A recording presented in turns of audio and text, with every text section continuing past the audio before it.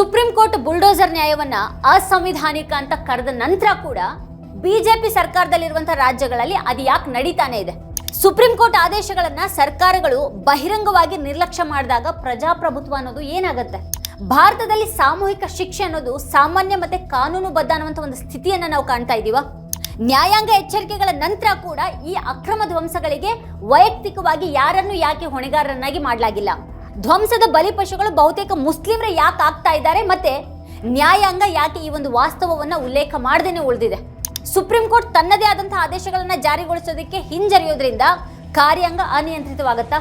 ಸರ್ಕಾರಗಳು ವಿಚಾರಣೆ ಇಲ್ಲದೇನೆ ಮನೆಗಳನ್ನ ಕೆಡುವುದಾಗ ಅಪರಾಧಕ್ಕೆ ಶಿಕ್ಷೆಗಿಂತನೂ ಸಂವಿಧಾನವನ್ನ ಬೈಪಾಸ್ ಮಾಡ್ತಾ ಇದೆಯಾ? ಈ ಬಗ್ಗೆ ಒಂದು ವಿವರವಾದ ವಿಶ್ಲೇಷಣೆಯನ್ನ ವೀಕ್ಷಿಸೋದಕ್ಕೆ ಕೆಳಗಿನ ಲಿಂಕ್ ಅನ್ನ ಕ್ಲಿಕ್ ಮಾಡಿ.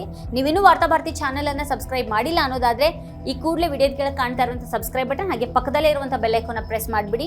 ನಮ್ಮ ವಿಡಿಯೋಗಳನ್ನ ಕೊನೆವರೆಗೂ ನೋಡಿ. ಅದ್ರ ಬಗ್ಗೆ ನಿಮ್ಗೇನು ಅಭಿಪ್ರಾಯಗಳಿದೆ ಅದನ್ನ ವಿಡಿಯೋದ ಕೆಳಗಡೆ ಕಮೆಂಟ್ ಮಾಡಿ ನಮಗೆ ತಿಳಿಸಿ. ಹಾಗೆ ನಿಮ್ಗೆ ಇಷ್ಟವಾದಂತಹ ವಿಡಿಯೋಗಳ ಲಿಂಕ್ ಅನ್ನ ನಿಮ್ಮೆಲ್ಲ ಬಂಧು ಮಿತ್ರರಿಗೆ ವಾಟ್ಸ್ಆಪ್ ಮಾಡಿ. Thank you.